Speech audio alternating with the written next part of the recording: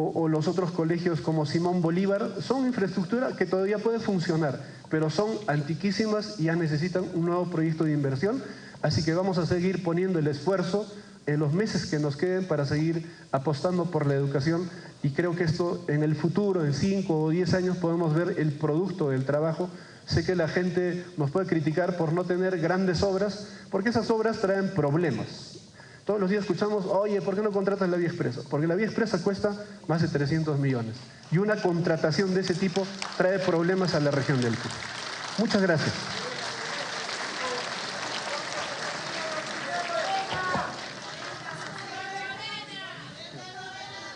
Mil perdones. Deuda social, me preguntan.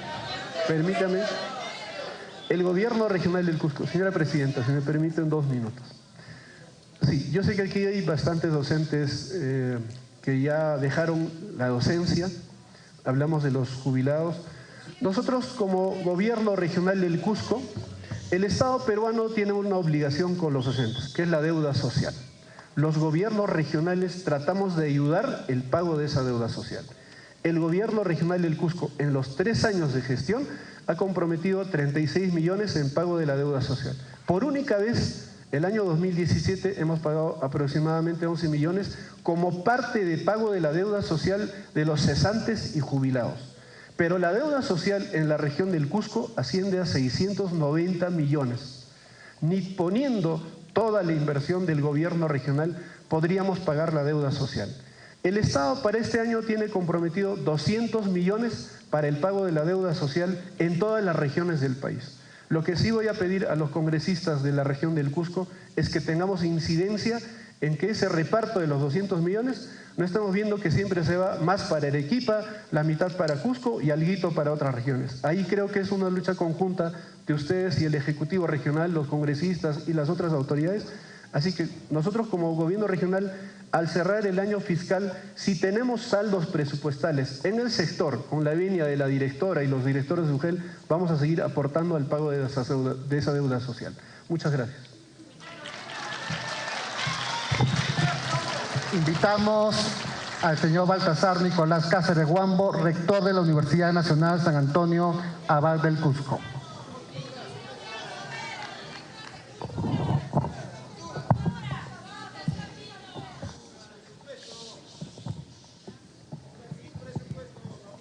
Muy buenos días con todos, distinguidas personalidades que se encuentran en la mesa de honor.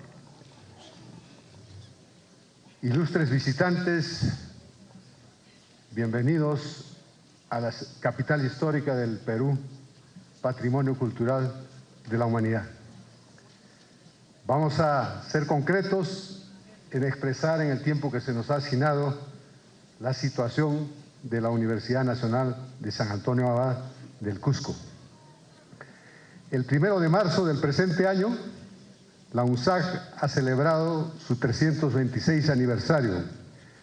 En esta universidad se formaron Serapio Calderón Lazo de la Vega, José Luis Pablo Bustamante Rivero y Valentín Paniagua Corazao. Todos ellos presidentes de la República del Perú, así como María Trinidad Enríquez Ladrón de Guevara, la primera mujer en cursar estudios universitarios en el Perú y Sudamérica y la primera mujer jurista en el Perú.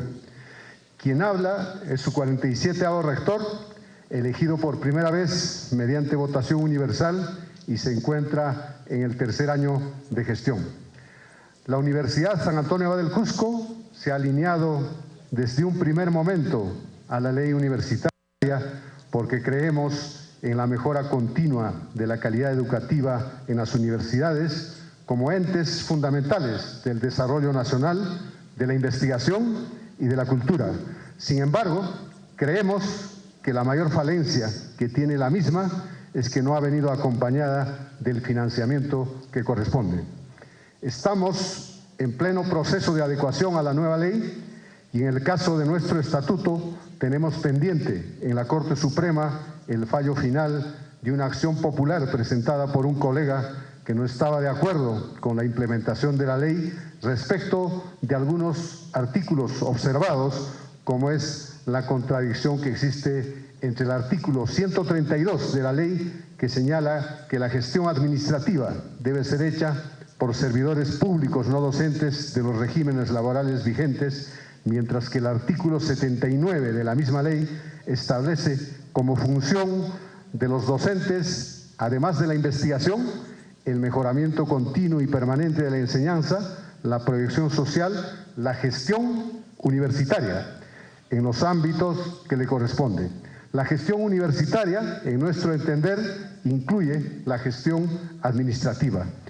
Para el cumplimiento de los fines y objetivos de la universidad es necesario cumplir labores académicas especializadas propias de la universidad, diferentes a labores propiamente administrativas relativas al campo de la investigación, como son los centros de producción o centros de investigación, toda vez que de acuerdo al artículo 48 de la ley universitaria, la investigación constituye una función esencial y obligatoria de la universidad, cuyo fomento y realización requiere el concurso de docentes especialistas, y dicha participación supone adicional a la función docente en cuanto al tiempo de trabajo, debiendo entenderse como funciones académico-administrativas a cargo de los docentes. En términos de deuda social, debo señalar que la San Antonio Abad tiene más de 400 procesos en calidad de cosa juzgada. El más resaltante es el de más de 232 profesores cesantes y jubilados de la ley o del régimen 2530, cuya deuda es de aproximadamente 100 millones de soles, 87 millones como devengados, que es un pago único, y de 7.7 millones como nivelamiento, que es un pago permanente que debe a la institución. Es el resultado de un proceso de homologación que viene desde el año 2008. A 3 semanas de iniciar gestión el año 2016, el Poder Judicial emite una resolución embargando los recursos directamente recaudados de esta universidad en un 50% de forma mensual.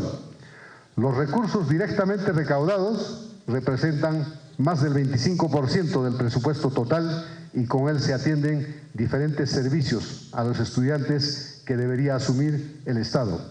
Es claro que esta deuda es del Estado y no de la Universidad San Antonio Abad del Cusco, a la que perjudica. Es una ilusión peligrosa creer que los recursos captados con actividades de extensión puedan sustituir la inversión pública en la universidad. Ningún sistema universitario en el mundo funciona en esa base. Los embargos están en ejecución y a la fecha han alcanzado un monto de 3.210.000 y no permiten realizar una gestión debido a ello. Colas en la universidad y la molestia y la carga de trabajo adicional para los responsables de la gestión administrativa y en particular de quienes laboran directamente en la Dirección General de Administración. No obstante estas dificultades, en cuanto a ejecución presupuestal, nosotros encontramos en los 5 últimos años una ejecución presupuestal en esta universidad menor al 50%. El año 2016 teníamos como meta 70%, alcanzamos el 77.7%, en el 2017 la meta era de 85% y alcanzamos 88.4%. Existía el compromiso del Ministerio de Educación de seguir asignando recursos a nuestra universidad en el cumplimiento del presupuesto. Nos hemos enterado hoy precisamente de que no está considerada la Universidad San Antonio Abad del Cusco, seguramente porque contamos con el canon gasífero. En cuanto a redes y ranking, esta universidad pertenece y participa de rankings de redes nacionales e internacionales, y en los rankings debemos decir que en la mayoría de rankings internacionales o del país es la primera universidad del interior del país en todos los rankings. En cuanto a redes, nos hemos integrado a la red de investigación, desarrollo e innovación. Hoy formamos parte de las 7 universidades más importantes en ciencia, tecnología e innovación del Perú, que inicialmente solo estaba considerada con 5 miembros, todos ellos de la capital de la República. Esta red tiene como objetivo principal conectar ciencia y tecnología, investigadores y científicos con el sector empresarial y el sector gubernamental. Ocupamos el cuarto lugar en el ranking internacional de web de universidades, incluso antes que la Universidad Nacional de Ingeniería. Y en el ranking recientemente presentado por SUNEDU ocupamos el sexto lugar. La autonomía, que está consagrada en la Constitución, la ley y nuestro estatuto, no se respeta. Cuando la Federación Nacional de Docentes de la Universidad Peruana solicita una mesa de negociación al Ministerio de Educación, ellos responden que sus demandas deben ser dirigidas a los titulares del pliego en cada universidad en base a su autonomía. Y cuando los titulares demandamos al Ministerio de Economía y Finanzas y al Ministerio de Educación, se eximen de responsabilidades mutuamente, dejando claro que en la práctica no existe dicha autonomía. Por ejemplo, el estatuto de cada universidad pública ha sido aprobada dentro de la autonomía prevista tanto en la Constitución Política del Estado como en la propia ley universitaria, y contienen la estructura orgánica funcional hasta el tercer nivel y en otros casos hasta el cuarto nivel. Por lo tanto, el reglamento de organización y funciones no puede contrariar o distorsionar este aspecto. Existe una colisión frontal entre las disposiciones para elaboración y aprobación del ROF del Decreto Supremo 043/2006 de la PCM, que el Minedo quiere imponer, y la nueva Ley Universitaria 30-220, y por lo tanto, por jerarquía normativa y aplicación de normas, en el tiempo prima específicamente la nueva Ley Universitaria. Finalmente, cuando demandamos plazas docentes, indican debemos tener aprobados nuestros documentos de gestión. Por ello demandamos el respeto a la autonomía de la universidad, el respeto a las plazas docentes y administrativas, así como al ROF de cada universidad. Esperamos apertura al diálogo, como lo ha señalado el señor Ministro de Educación, a efectos de poder dar solución a esta problemática. Los dos últimos ministros, se lo digo, señor Ministro, no han sido dialogantes con nosotros, pero el primer ministro del 2016 tuvimos oportunidades de conversar. Los rectores, y se lo manifiesto públicamente, nos preguntamos muchas veces cuánto conocen nuestros ministros de cómo funciona la universidad en el Perú, la universidad pública en particular. Y eso es algo que se lo demandamos, obviamente, de la forma más respetuosa. En cuanto al licenciamiento institucional, la UNSAG debe presentar el informe final del plan de adecuación que ha sido aprobado por la SUNEDU este 4 de mayo. Hemos trabajado desde inicios de gestión para levantar las observaciones, pero aquellas que tienen que ver con infraestructura fueron observadas 14 de 15 indicadores. Por ejemplo, este local, todos estamos seguros que necesita modernizarse. Para modernizar necesitamos licencia de la municipalidad, licencia de cultura y no solamente los recursos que tenemos obviamente del canon. Seguro muchos sienten, quienes especialmente no son de esta zona, sienten mucho frío, pero debería haber aire acondicionado en este local. Esperamos el apoyo del Ministerio de Cultura para efectivizar el proyecto que tenemos en este local, que es de un centro cultural que no solamente va a servir a la Universidad San Antonio Abad del Cusco, sino va a servir a toda la comunidad cusqueña. En cuanto a proyectos de inversión, hemos destrabado ya en esta gestión los proyectos que estaban atomizados y estaban observados, incluso algunos sin código de SNIP, pero ahora ya han comenzado, por ejemplo, en el campus universitario, proyectos de mejoramiento y renovación de agua potable, de energía eléctrica.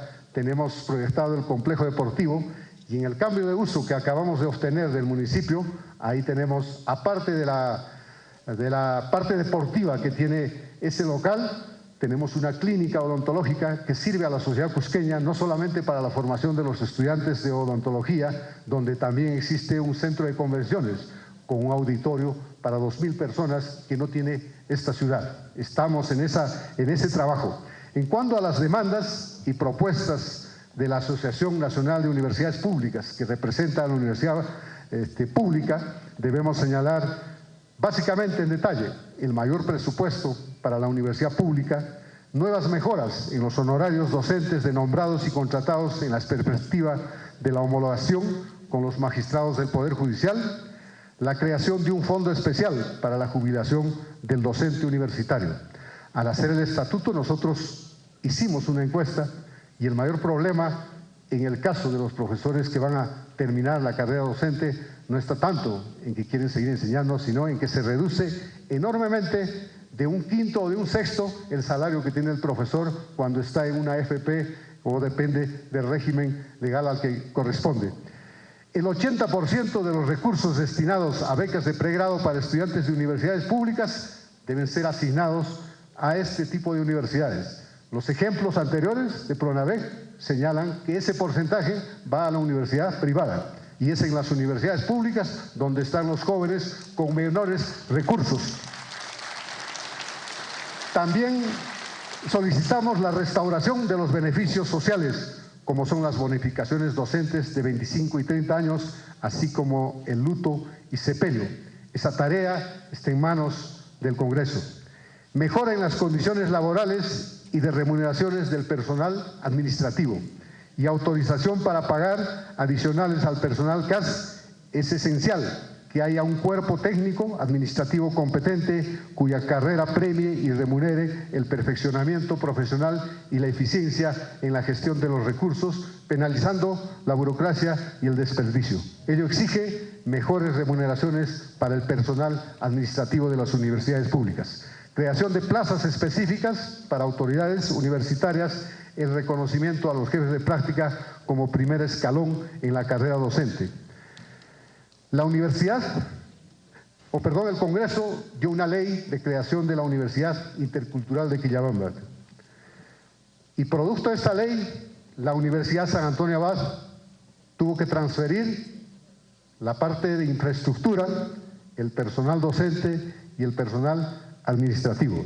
En este momento todavía no se ha ejecutado lo que es la transferencia del personal docente. Hemos, a través de los congresistas, obviamente, de esta ciudad, estamos articulando un proyecto de ley que nos permita completar esta transferencia. Esa ley se dio en el 2010 todavía y todavía no se ha completado. Y en términos de recursos del canon, obviamente, como señala la ley, se divide 50-50. La pregunta que nos hacemos en San Antonio Abad es, nosotros tenemos 45 escuelas profesionales, 18.500 estudiantes en pregrado y recibe la mitad de lo que puede recibir la otra universidad, que en este momento en realidad no tiene estudiantes porque los estudiantes tienen que graduarse en la Universidad San Antonio Abad del Cusco. Estamos de acuerdo en que haya una universidad intercultural, pero creo que debe haber una equidad proporcional. Ahora que hay la Universidad Diego Tito Quispetito aquí, también se va a ver una difusión, pero entiendo que debe haber una corrección en términos de cómo se concibió la ley y eso está también en manos del Congreso de la República. La universidad pública sirve los intereses más elevados y permanentes de la nación y debe atender los deseos de la sociedad por la construcción de un país desarrollado, democrático, con autonomía de decisión sobre sus destinos, cuyos ciudadanos puedan realizar plenamente su potencial como seres humanos. Inversión en educación, ciencia y tecnología en armonía con un proyecto nacional es la mejor estrategia para alcanzar ese ideal. Creemos que es esencial para el desarrollo del país la creación de las condiciones necesarias para que la universidad pública pueda atender con la calidad necesaria la demanda creciente de la población por el acceso a la educación superior y que no es posible investigación alguna si no existe calidad académica. Formamos ciudadanos no para el presente, sino para el futuro, y ello exige el compromiso de todos, incluyendo al Ejecutivo y Legislativo de nuestro país, para tener un país con más y mejor educación, un país más justo, inclusivo y con mayor equidad. Muchas gracias.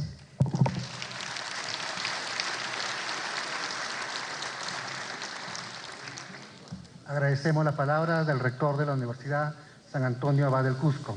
Invitamos al señor Cayo Alberto García Miranda, gerente del Centro Histórico de la Municipalidad Provincial del Cusco, por 5 minutos. distinguidos y distinguidísimas damas, caballeros, congresistas, ministros, señora viceministra, señores autoridades, señor rector, señores funcionarios y paisanos todos. Empiezo con un déficit enorme de tiempo, a pesar de que la temática es de cultura. Se me está dando únicamente 5 minutos. Lo que quiero señalar, en primer lugar, es el saludo del señor alcalde a esta ciudad capital del Estado, multinacional de los Incas, porque siempre fuimos una ciudad multicultural, pluricultural, desde su fundación.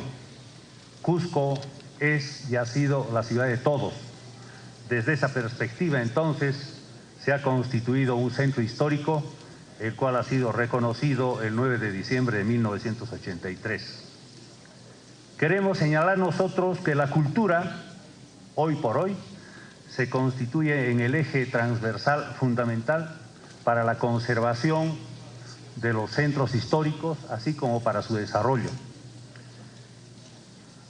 Hasta hace muy poco, obviamente, los centros históricos eran la sede de toda la vida ciudadana.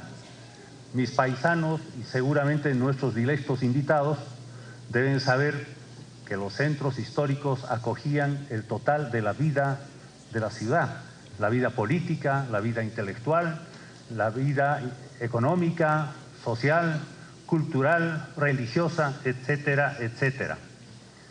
Sin embargo, esa realidad social de hasta hace no mucho, hoy se ha visto totalmente cambiada y tergiversada debido a la inacción, seguramente, de muchas autoridades en el pasado y también a una quiebra muy dolorosa, cuál es la quiebra en la relación urbano-rural.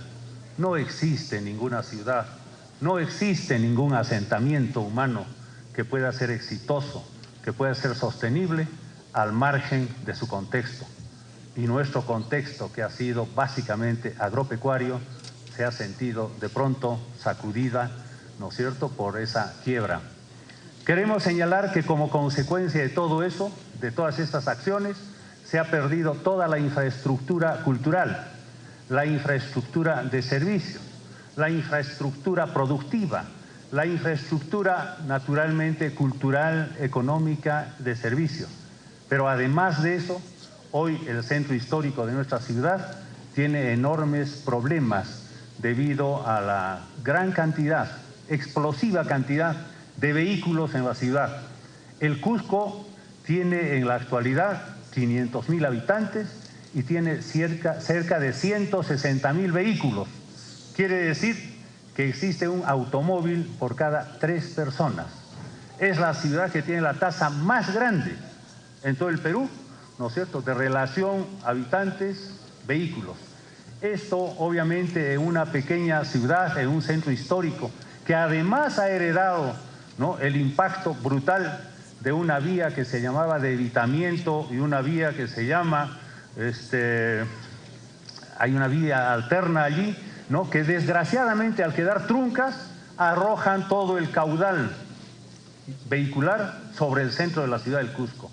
Obviamente comprenderán de que esto ha traído innumerables problemas. ¿Qué es lo que se está haciendo frente a todo esto, ¿no? Obviamente existen pues una serie de tareas imprescindibles. Lo primero es entender que los problemas de la ciudad histórica no pasan solamente por reconocer de que se trata de un conjunto de monumentos a los que hay que conservarlos. No, el problema del centro histórico pasa por entender de que es una estructura física que alberga a un conjunto de personas, personas que para poder vivir necesitan encontrar el conjunto de bienes y servicios a su alcance en el centro histórico. Eso quiere decir entonces que es necesario rehabilitar el centro histórico para poder vivir de mejor manera. Estamos precisamente en ese proceso. Dentro de ese proceso hemos logrado, el año pasado, se ha promulgado la ley 3696, por la cual siempre vamos a agradecer al Congreso, mediante la cual se reconoce la gran responsabilidad del Estado, como Estado, en la conservación y revitalización del centro histórico del Cusco. ¿Qué cosa significa? De que ahora el centro histórico es reconocido como ciudad y por lo tanto es tarea también del Ministerio de Vivienda, y es tarea del Ministerio de Cultura, y es tarea del Ministerio de Economía, y es tarea del Ministerio de Vivienda, Construcción, el Ministerio de Producción, el Ministerio de la Mujer y demás. En ese sentido, entonces, es que se requiere establecer necesariamente una unidad de gestión que permita al centro histórico superar sus graves problemas. Quiero señalar que estos problemas se agudizan cuando vemos la estrechez de presupuestos que existen para el centro histórico.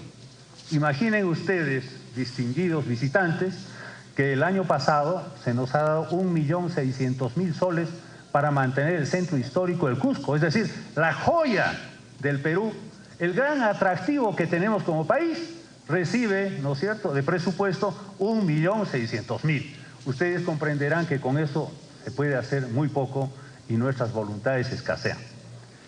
Estamos trabajando una serie de planes que permitan realmente partir sobre bases mucho más seguras, con documentos de gestión mucho más manejables. La ciudad del Cusco hoy tiene un plan metropolitano que acaba de ser aprobado. La ciudad del Cusco tiene el plan vigente de la ciudad del Cusco. Tenemos el plan maestro del centro histórico que está vigente y se está concluyendo el plan de movilidad. Paralelamente se están avanzando en planes para la rehabilitación de los espacios públicos, que deben servir para volver a incentivar la vida social colectiva de la ciudadanía en pro de lograr mejores niveles de encuentro para el desarrollo. Quiero señalar también que es importante, ¿no?, impulsar una economía y sociedad sostenible en el centro histórico, entonces, como experiencia única casi en el mundo, ¿no es cierto? Y no será en vano entonces que se dice que del Cusco han nacido las grandes ideas. Estamos impulsando un programa, un proyecto que permita insertar en cada uno de los barrios, como parte del problema de rehabilitación, también una economía que, uniendo a todos los actores que concurren en el centro histórico, permita la sostenibilidad de cada uno de nuestros centros históricos, que son varios. Quiero señalar, finalmente, que esta visión diferente que tiene la gerencia del centro histórico en Cusco ahora, totalmente diferente, no es una visión monumentalista de conservar por conservar el edificio. Sí, hay que conservar los monumentos, pero hay que apoyar a la población, hay que hacer que la población se desarrolle, porque la cultura no existe si no existe población. La cultura está depositada en cada uno de los pobladores, es la savia, está en las venas de cada uno de nosotros, y solamente manteniendo entonces una ciudad como centro histórico vivo, vamos a estar en condiciones de poder decir que el Cusco seguirá siendo patrimonio cultural de la humanidad. Mientras tanto, esperamos nosotros que las preocupaciones del Estado en los diferentes ministerios se traduzcan también en una serie de políticas concurrentes a la defensa, a la revitalización, a la rehabilitación de todo nuestro centro histórico y al apoyo a sus actividades sociales y productivas.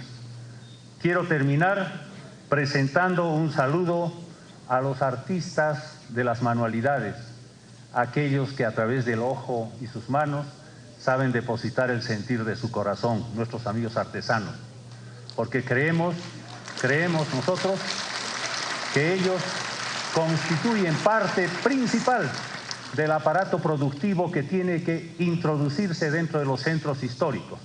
Somos una ciudad mediterránea que tiene que aprender a ver como el sol, de este a oeste. En esa perspectiva, yo les agradezco por vuestra atención. Gracias. Invitamos al maestro Jaime Juárez Angulo, presidente de la Federación de Docentes Universitarios del Perú.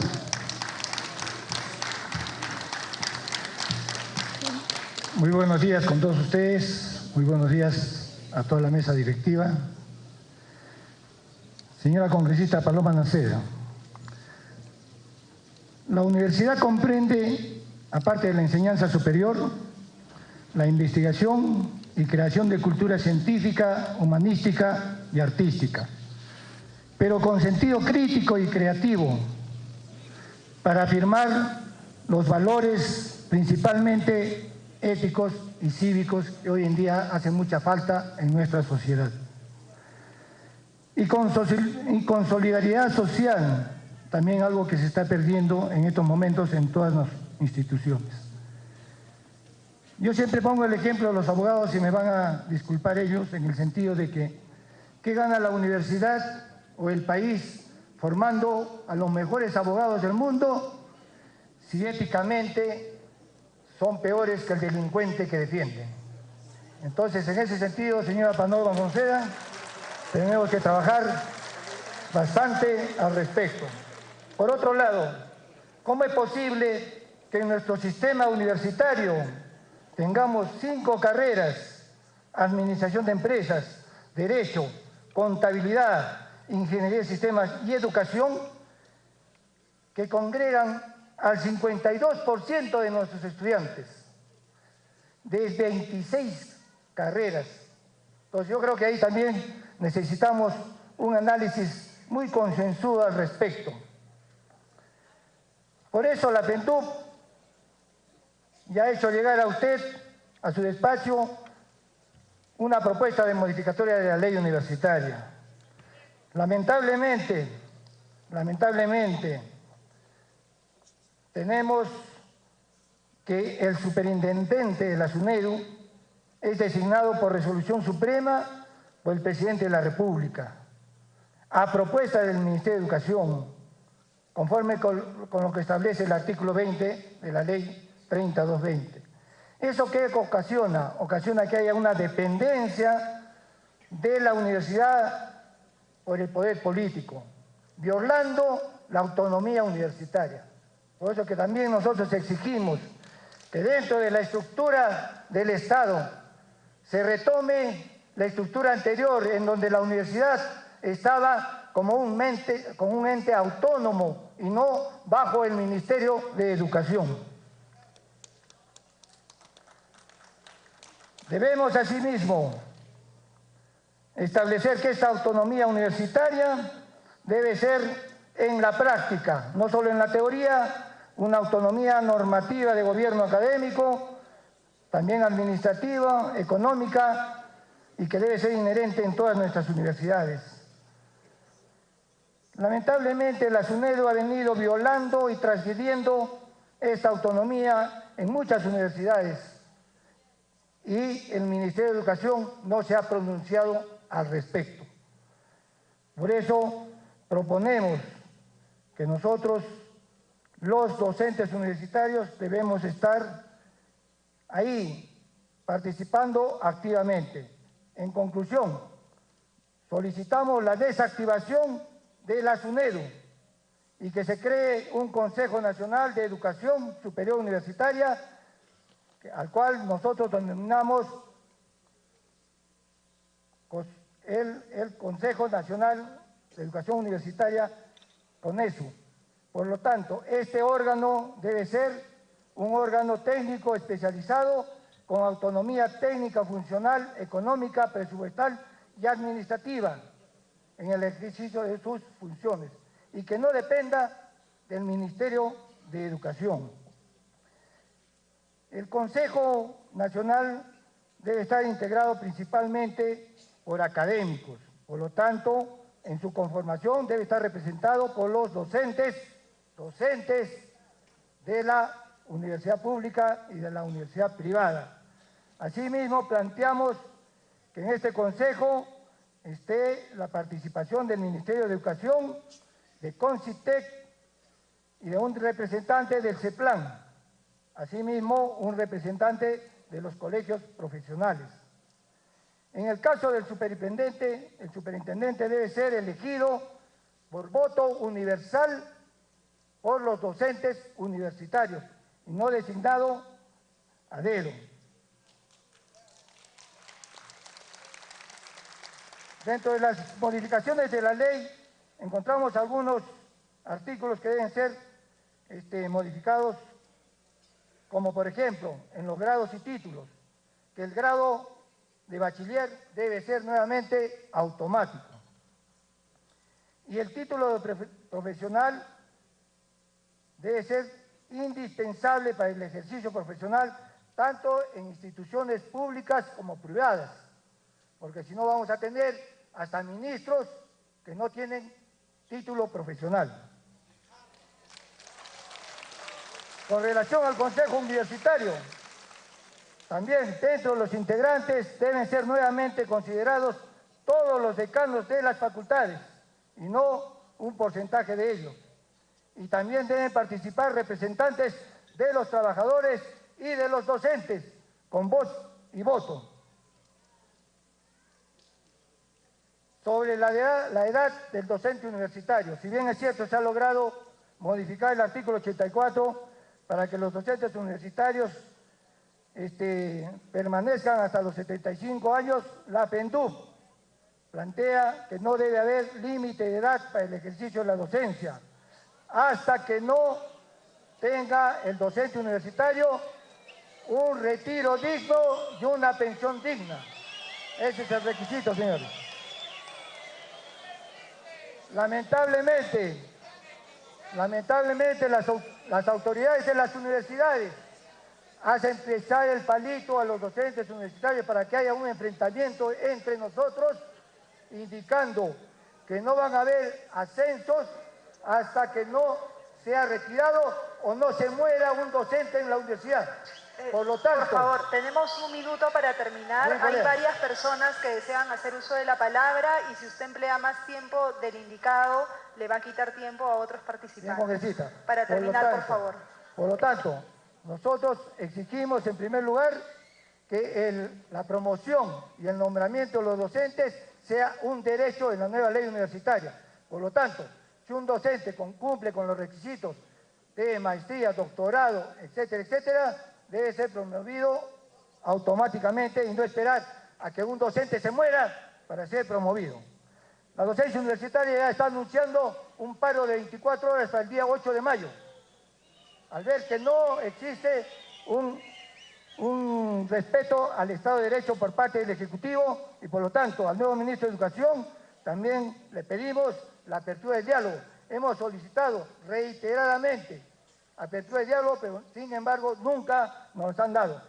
Y nosotros lamentablemente vamos a tener nuevamente que iniciar una huelga nacional indefinida, lo cual no queremos y sabemos que eso va a perjudicar principalmente a los alumnos y a la institución.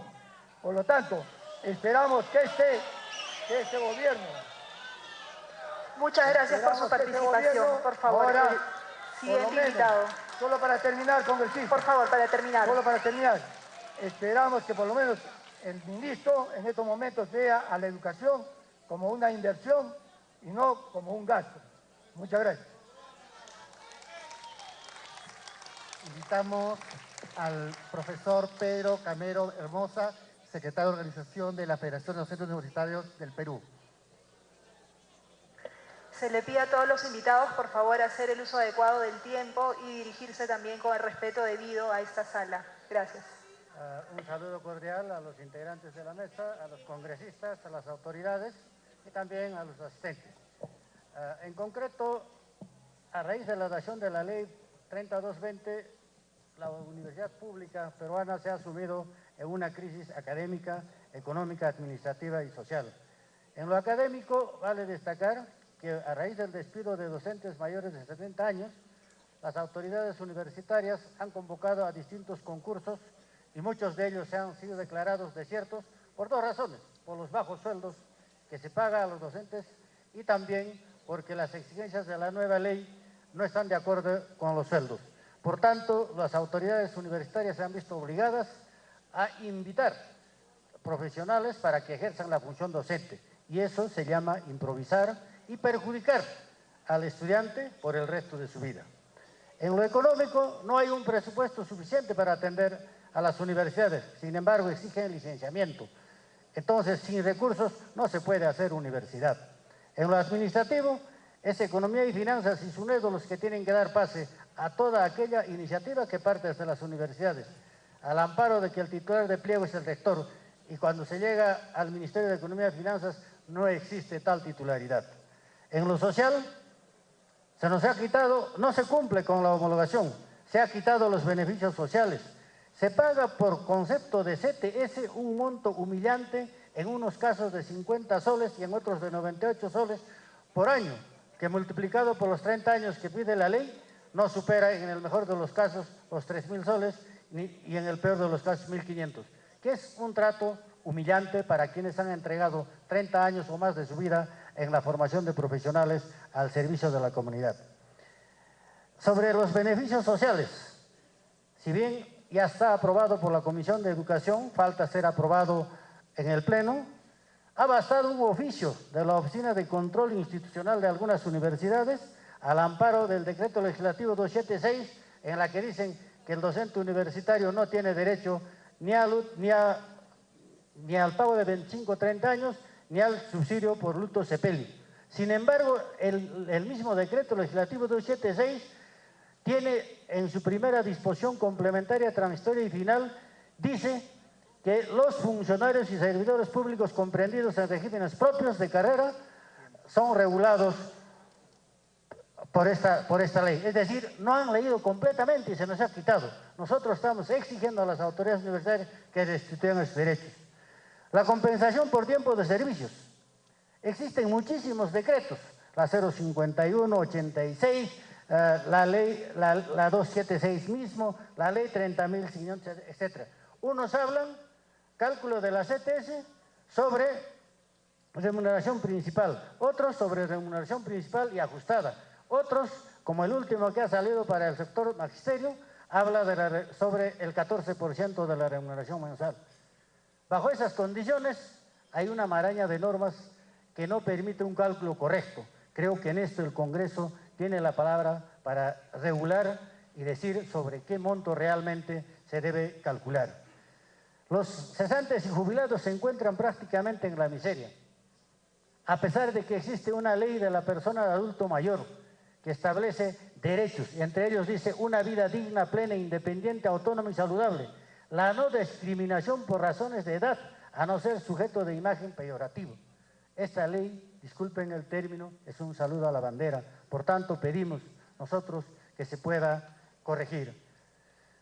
Agradecemos nosotros la apertura que nos ha brindado el Congreso, especialmente a través de la Comisión de Educación, y en esto quiero agradecer también a los congresistas del Cusco que siempre nos han apoyado. Gracias a las gestiones que hemos realizado en el Congreso se han dado varias leyes, como la ley 30.518, la ley 30.680, dos leyes que han permitido incrementar los sueldos de los docentes universitarios. Pero nuestra meta no son los incrementos, es la homologación, es el cumplimiento del artículo 96, cosa que en ningún momento dejaremos de luchar por este derecho que la ley establece. También se ha modificado la ley que permite que ya no se cese a los profesores a 70 años, sino hasta los 75 años. Un minuto, por favor. Queremos indicar que la edad no debe ser razón para poder discriminar la función mientras haya capacidad física y mental. Por todo lo expuesto, señora presidenta, le solicitamos a usted, con la presencia del señor ministro, que instalemos una mesa de trabajo de negociación con la FENDUC, los señores rectores, los representantes de la sociedad civil, para ya dar una solución integral a la problemática de la universidad, como es el caso de nuestra autonomía, mayores presupuestos para la universidad, la atención de nuestros derechos como docentes. Muy agradecido por esta oportunidad y muchas gracias.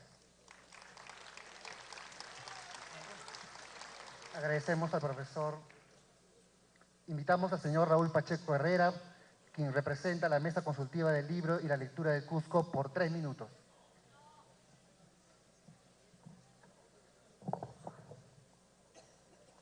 Muy buenos días, señores congresistas de las Comisiones de Educación, Juventud y Deporte, así como de Cultura y Patrimonio. A nombre de la Mesa Consultiva del Libro y la Lectura, agradecerles por la invitación que nos han hecho ustedes a nosotros a esta audiencia pública.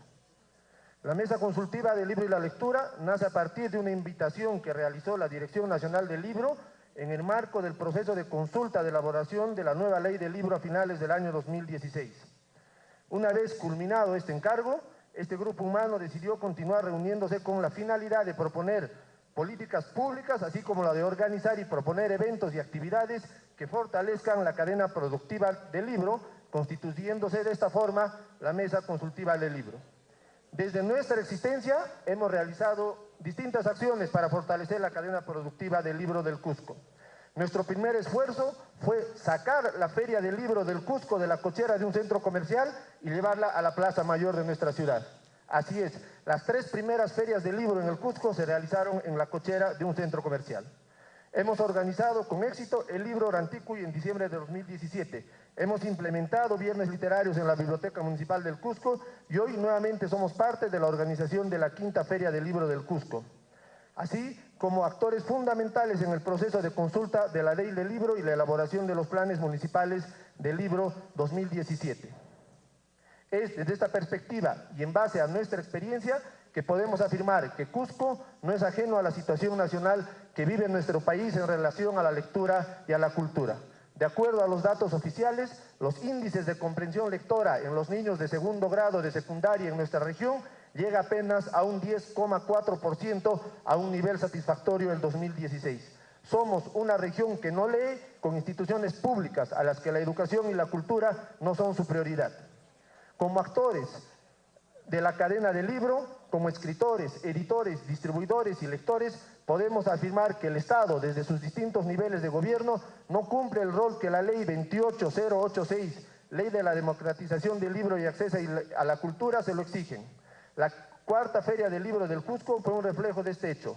Como mesa consultiva, tuvimos que romper los reparos de los demás organizadores, como la UNSAC, Dirección de Cultura y Municipalidad del Cusco, a realizar esta feria en la Plaza Mayor. Y mientras nuestra principal preocupación era la producción editorial para la feria, tuvimos que entender que el rol de los coorganizadores se reducía a ofrecer locales, autorizaciones y logística, más no a proponer una política editorial. La UNSAC está en deuda por su nula producción editorial y expresamos nuestra sana envidia ante la producción editorial del Fondo de la Universidad de Puno. Cusco cuenta con muchas editoriales independientes: CBC, Chilico, Siete Culebras, Seques Editores, RSQ, Atos Editores, Huele Impresa, Incarri, solo por citar algunas, las cuales son ignoradas por las instituciones públicas, y ello se explica, señor Ministro de Educación, en la nula existencia de textos de editoriales locales en el plan lector que llega a los colegios de nuestra región. Sin embargo, podemos afirmar que sí existe una creciente producción editorial en el Cusco, pero muy al margen de las instituciones públicas. Con mucha indignación vemos cómo los puestos públicos relacionados a la cultura y la lectura son ocupados por personas que no tienen la formación requerida, la experiencia ni la expertise que se necesita. Criticamos abiertamente este hecho. Por eso, en momentos de obvio recambio político, exigimos la honestidad, capacidad y experiencia en gestión pública de quienes ocupen los cargos relacionados a la cultura. Zapatero a tus zapatos. Exigimos la absoluta transparencia de los dineros públicos invertidos en las acciones relacionadas al fomento del libro y la lectura. Por último, somos ciudadanos, tributamos y los recursos de este país también nos pertenecen, por lo cual tenemos todo el derecho de saber qué se hace con nuestro dinero, con nuestros impuestos y en los recursos que van relacionados a la cultura y la educación. Aunque en el discurso todas las instituciones nos hablen de diversidad cultural e interculturalidad, en la práctica se sigue concibiendo al libro y a la lectura desde un enfoque monocultural, occidental y moderno. Cusco es una región multicultural, mayoritariamente andina y con poblaciones amazónicas casi siempre invisibilizadas. Por ejemplo, hoy aquí no están. Sin embargo, las políticas públicas se implementan como si fuésemos occidentales, metropolitanos, incorporando nuestra diversidad como elementos decorativos y folclóricos. Por eso, insistimos en la importancia de valorar y fomentar la producción literaria e intelectual local, especialmente aquella que bebe de nuestra múltiple tradición cultural, junto a la producción de textos en lenguas originarias, el rescate y la difusión de la tradición oral. La revalorización del quechua pasa, además, por superar el debate entre los tri y pentavocálicos y reafirmarlo más bien como una lengua fundamentalmente oral, vigente y en constante cambio. Por otra parte, una historia mayormente ágrafa como la nuestra exige el uso de varios soportes, como el cómic y el video, para motivar un mayor gusto por la lectura, pero en la misma lógica, estas deben producirse desde un contexto cultural y local. Para terminar, el desafío de mejorar nuestro nivel educativo no se encuentra solo en cemento y en colegios. También hubiéramos querido escuchar de quienes nos antecedieron cuánto invierten en producción de libros. El libro y la lectura en una ciudad con el peso histórico y cultural y literario del Cusco así lo exigen. La no existencia de una facultad de letras o literatura nos muestra que aún vivimos a espaldas de nuestra tradición literaria. Desde nuestros aportes como Mesa Consultiva del Libro y la Lectura del Cusco, hemos establecido el espíritu que debe guiar la constitución de la nueva ley del libro, en un documento que entregamos mediante la Dirección Nacional del Libro. Es así que proponemos, primero, el reconocimiento de la riqueza cultural de las regiones y su aporte creativo a la memoria nacional. Segundo, que las instituciones públicas como privadas apuesten por las editoriales independientes y también por los autores y artistas de nuestras regiones que no reciben la merecida atención, en especial del Ministerio de Cultura.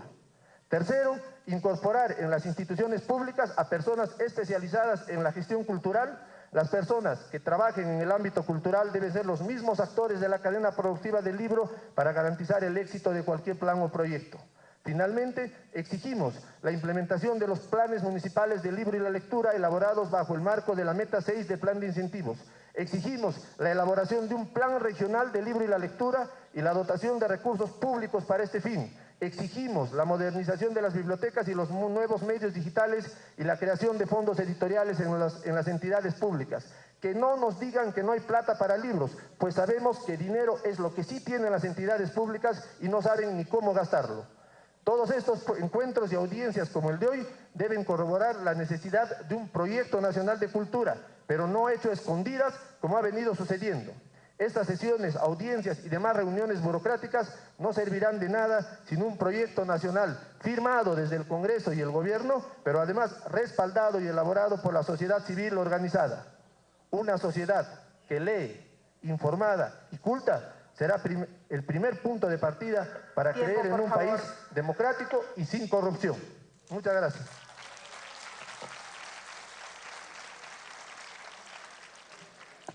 Invitamos al señor Ernesto Mesa Tica, docente de la Institución Educativa Pública Japán de Sicuani, Canchis, Cusco.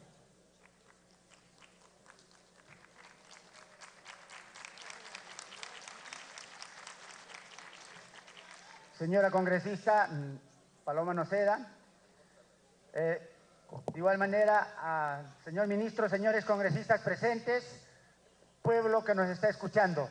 Me extraña que se me nombre bajo esa condición porque soy el dirigente regional del SUTER de todos los maestros, colegas, aparte de ser maestro. Y eso es lo que hay que tomar en cuenta. Colega, discúlpeme, señora congresista,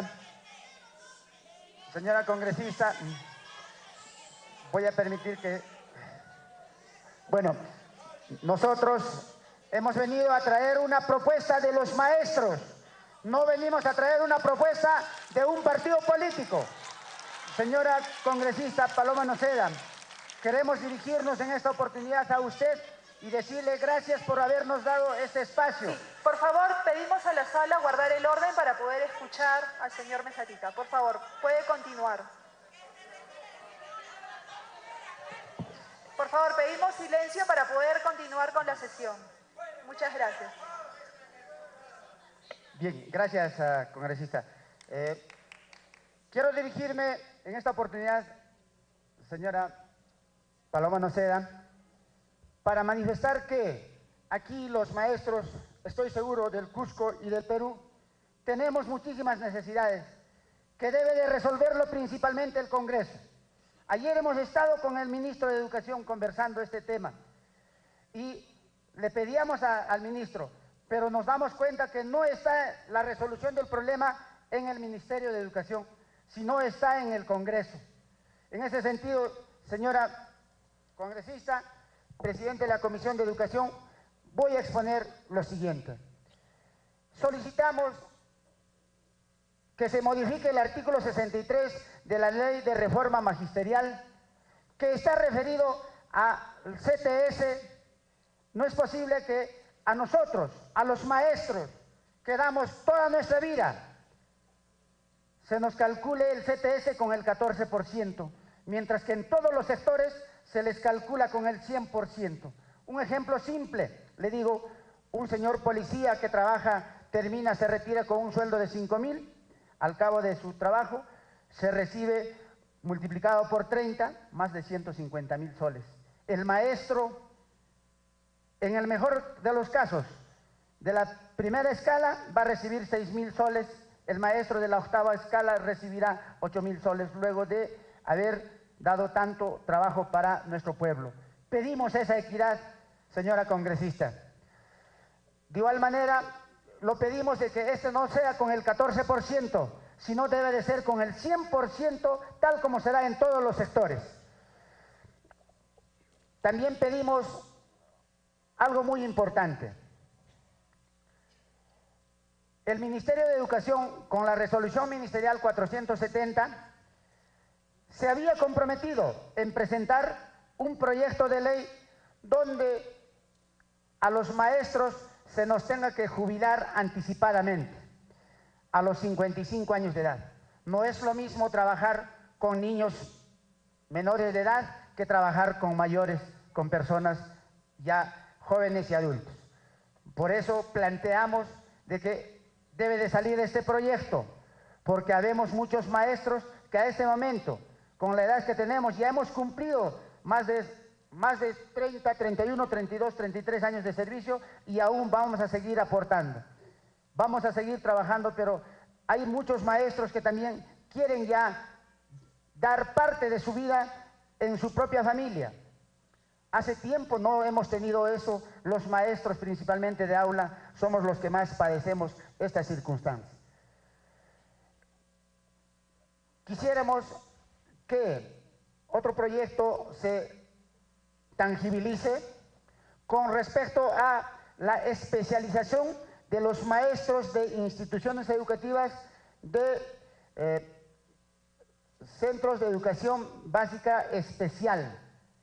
En este momento hay un proyecto en el Congreso y hasta este momento todavía no se está dando vigencia. Queremos los maestros seguir especializándonos, pero si hay una ley vamos a estar en el mejor de los caminos. En este momento hay dificultades para poderse contratar a un maestro en esas condiciones.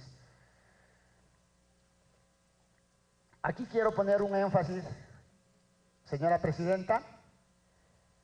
Quisiéramos los maestros que al cumplir nuestra labor efectiva, luego de haber trabajado más de 35, 40 años de servicio, el maestro cesante sea digno de respeto, tenga algo de calidad de vida y no como a este momento. No es justo, no es posible que nuestros maestros reciban una pensión, y no es falso lo que le manifiesto, de 320 nuevos soles. Después de haber dado tanto tiempo para el Perú, para nuestro pueblo, se le manda a terminar de morir con una pensión de 320 nuevos soles. Mientras que otros sectores, la mayoría de los sectores, sí recibe una pensión decorosa. Ni qué hablar ya de los ministerios, ni qué hablar de otros sectores donde ahí sería muy importante de que también tenga que haber equidad, y el Congreso está para legislar en equidad para el pueblo. En ese minuto que me da, señora presidenta, voy a manifestar también que es hora de que ustedes tienen un proyecto multipartidario para incorporar a nuestros maestros interinos que con título pedagógico han sido sacados de la labor docente. Quisiéramos que este proyecto se tenga que hacer efectivo ya, porque es un proyecto que se ha presentado multipartidariamente. Al mismo tiempo, en ese mismo proyecto están nuestros colegas directores de instituciones educativas, subdirectores, que ellos también han sufrido un abuso de autoridad y se les ha retirado este cargo. Está en vuestras manos, señores congresistas, de que ustedes puedan dar un verdadero cambio, que haya equidad en el pueblo. La equidad tiene que partir por esa justicia que deseamos todos nosotros, que lo requerimos. Y quiero decirle que el maestro no puede seguir siendo avasallado, no puede seguir siendo explotado, mucho menos puede finalmente terminar en morir y olvidado por el pueblo. Nosotros, los maestros, les hemos formado a todos ustedes que hoy día están dirigiendo nuestro país y quisiéramos que nos den esa misma retribución. Termino diciendo, señora congresista, que tenemos muchos puntos para poder reclamar, pero ya están encaminados. Pedimos que el ministro, con esa amabilidad que ha tenido ayer, también nos siga